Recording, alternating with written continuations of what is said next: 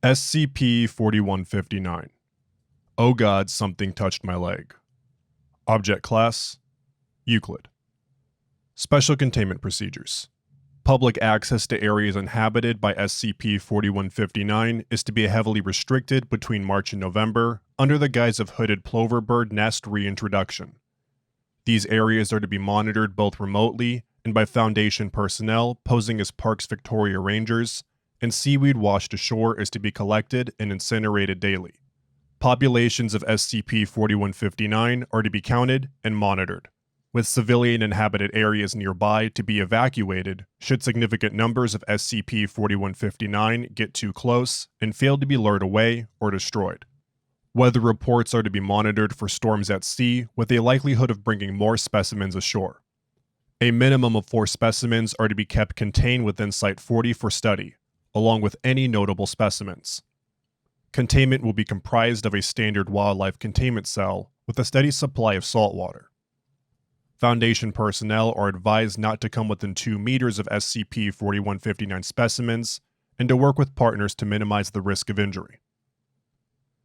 Description: SCP-4159 are carnivorous organisms resembling large clumps of kelp endemic to several coastal regions in Victoria, Australia. The size of SCP-4159 can vary greatly. Footnote 1. Most often between 4 and 2,700 kilograms in weight, though significant outliers have been found. See Incident 4159-44. But all specimens encountered have been composed of a mass of various connected lengths of kelp. Examination has shown no significant difference between the tissue of SCP-4159 and naturally occurring kelp species, leading to investigations into whether SCP-4159 is created from ordinary kelp or is an entirely different organism.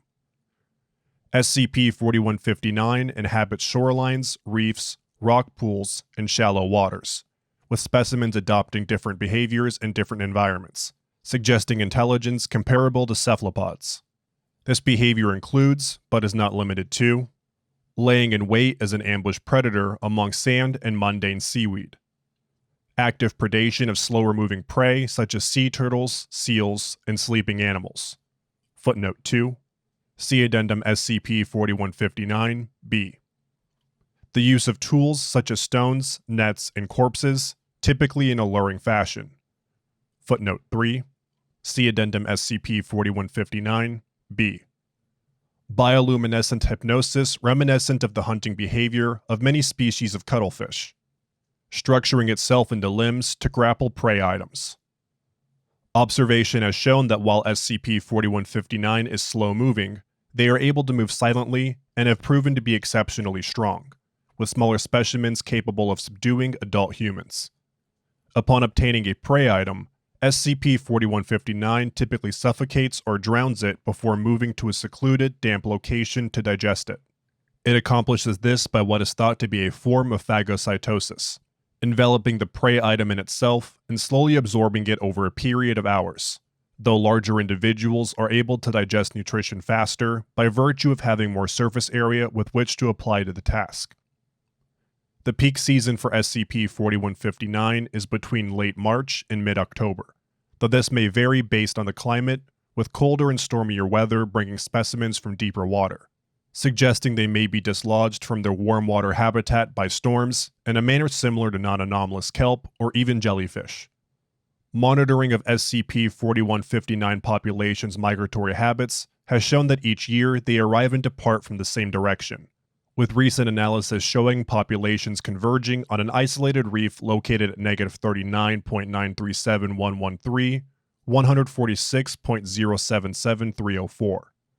Footnote 4.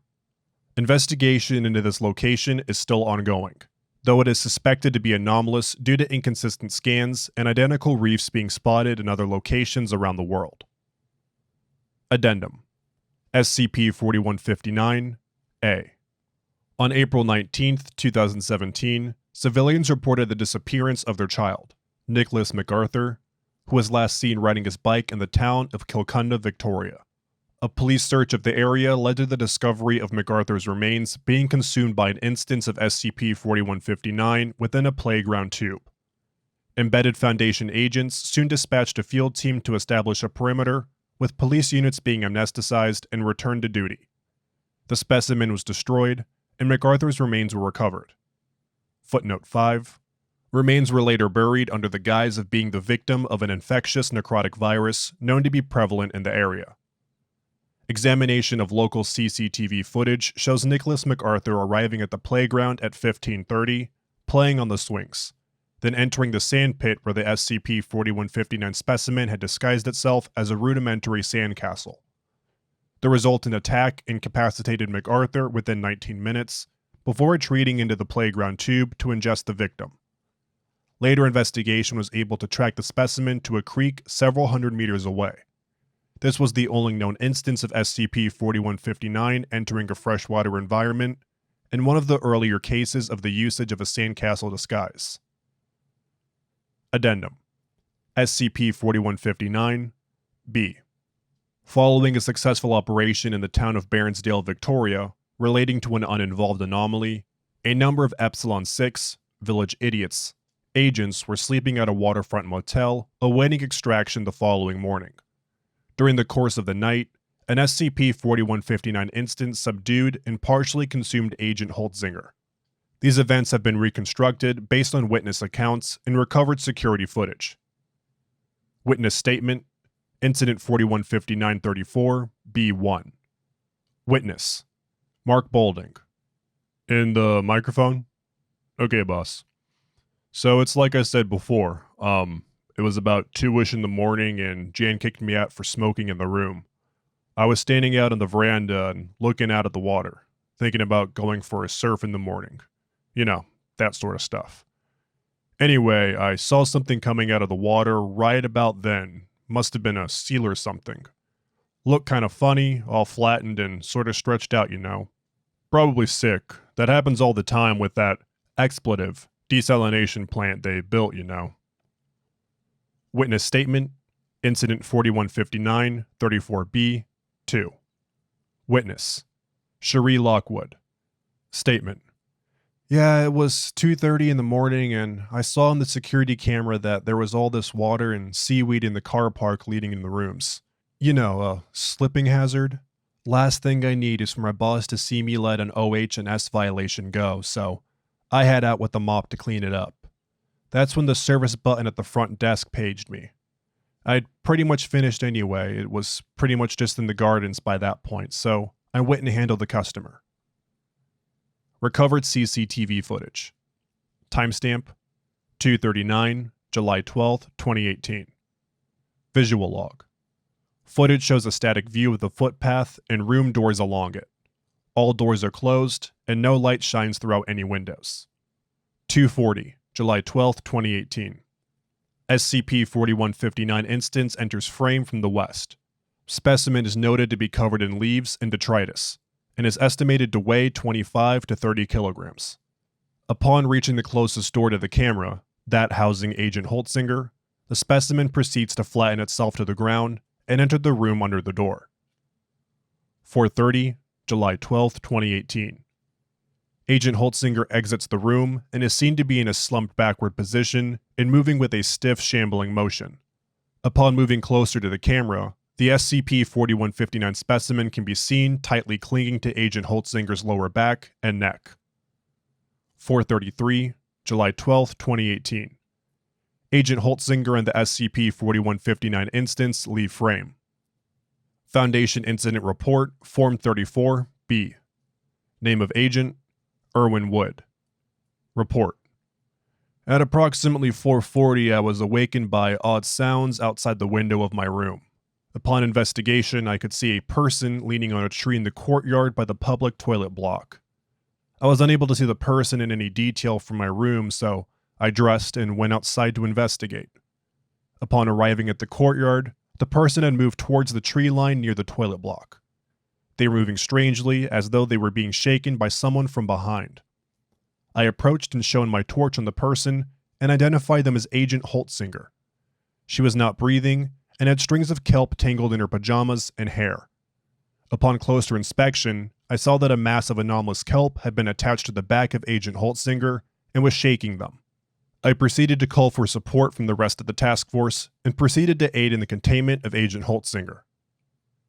Following this incident, an investigation into the population of SCP-4159 was launched. The results of this investigation showed a population explosion of SCP-4159 in the area, with the cause of this event suspected to have been a king tide several weeks before. Agent Holtzinger's remains were seen to have sustained multiple fractures to the mandible, left ulna, and left radius, along with the partial digestion of the epidermis, fatty tissue, muscle and bone at the back portion of the torso, neck, and scalp. Cause of death has been ruled as suffocation. Agent Holtzinger's remains were disposed of as per standard procedure, and a cull of SCP-4159 was initiated. Incident 4159-44.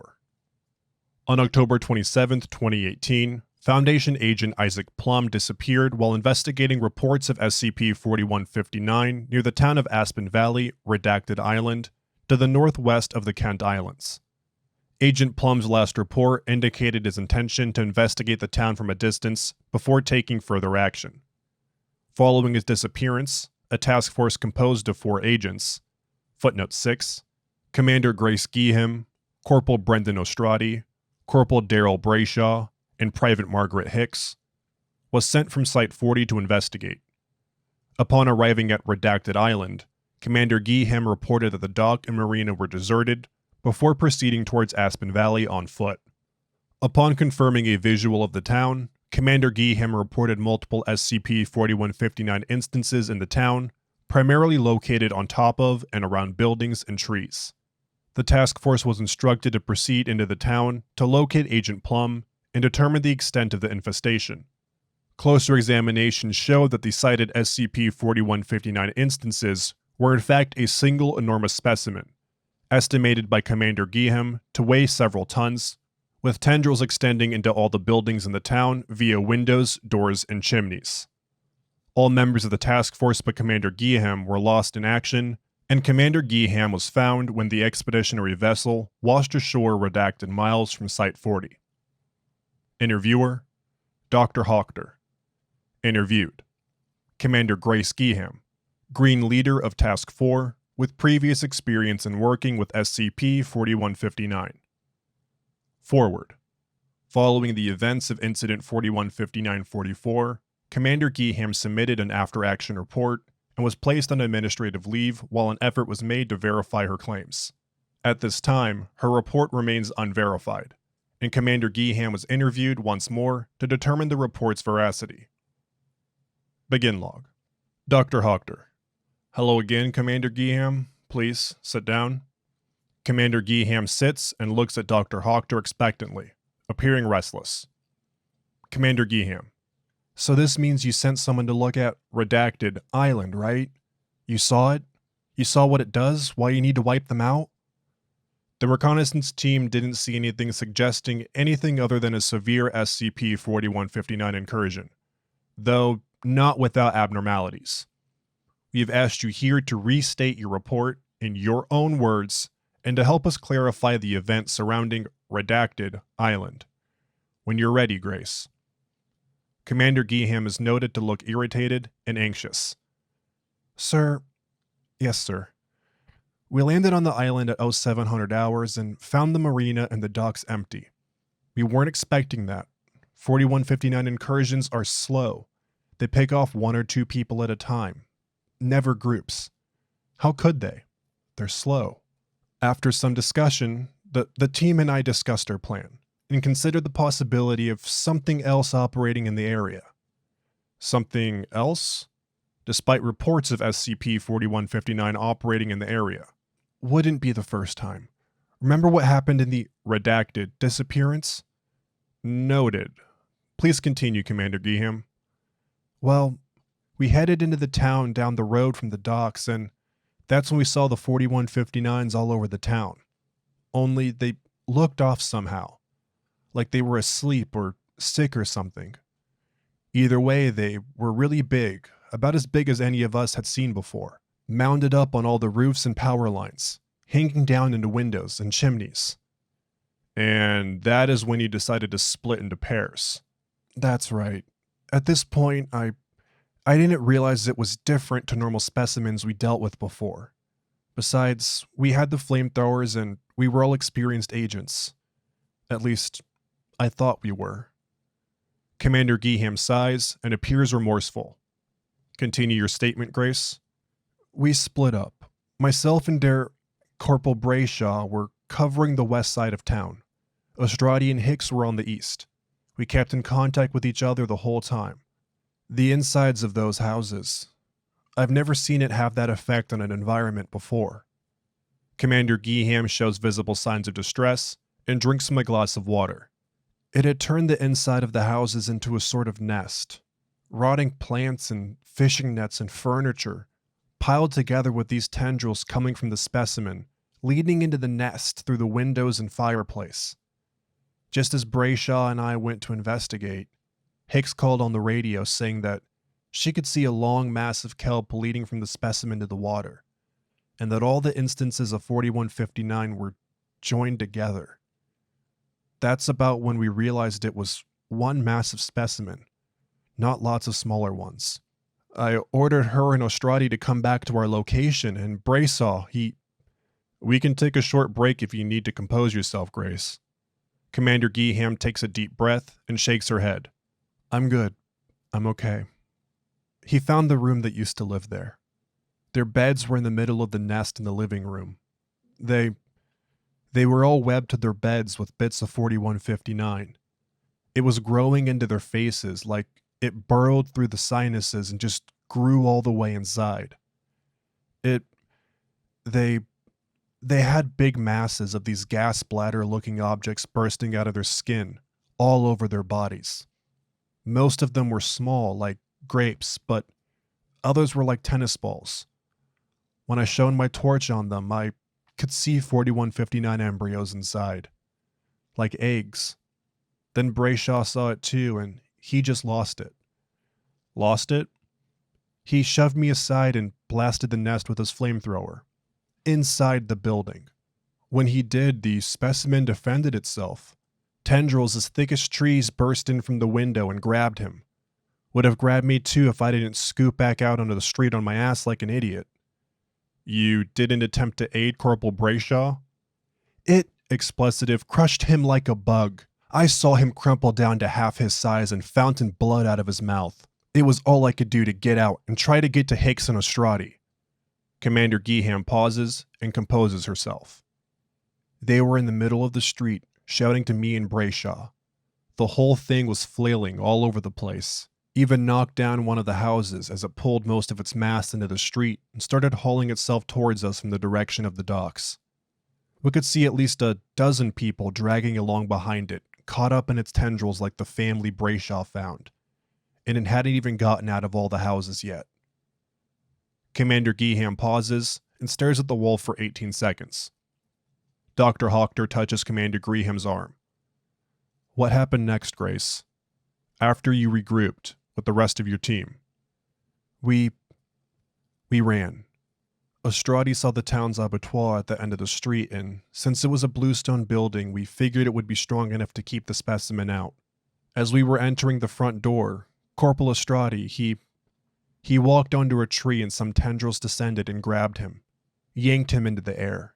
He called out to us, but I had to make a call. It was too much of a risk to go back, so we left him and entered the abattoir. Commander Geeham places her head in her hands and breathes heavily for several minutes. Commander, we have all had to make hard decisions here. It's part of the job, though I understand that doesn't make things any easier.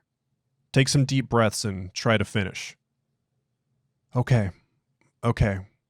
Geeham nods and clears her throat. When we entered the building, we moved deeper inside as quickly as we could to set up a defensive perimeter on the kill floor.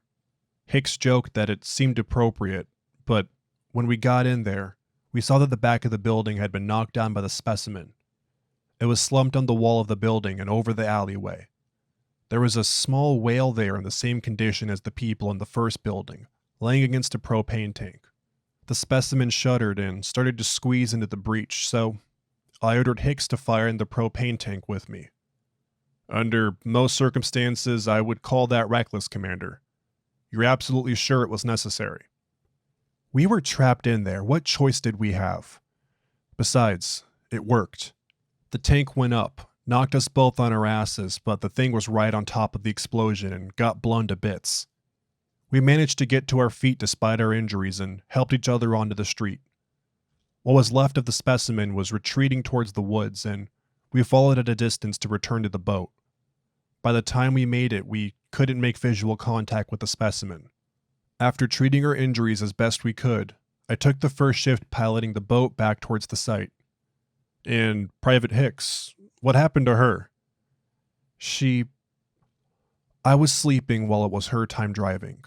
The propeller jammed in. She said to rest while she checked it out, since my wounds were fairly severe compared to hers. I'm not sure what happened, but I heard her gasp. When I managed to get outside, I saw her jump into the water. Commander Geeham takes a deep breath. I think she was hypnotized. There were lights in the water when she jumped, much brighter than any bioluminescence I've seen on a 4159 before. They followed me the whole time until I got close to shore, and then I washed up and the team found me. Dr. Hochter stands. Thank you, Grace. For the time being, I would like... Doctor, I can't stay here. I need to go to an inland site. Every time I look at the water, I see those glowing lights.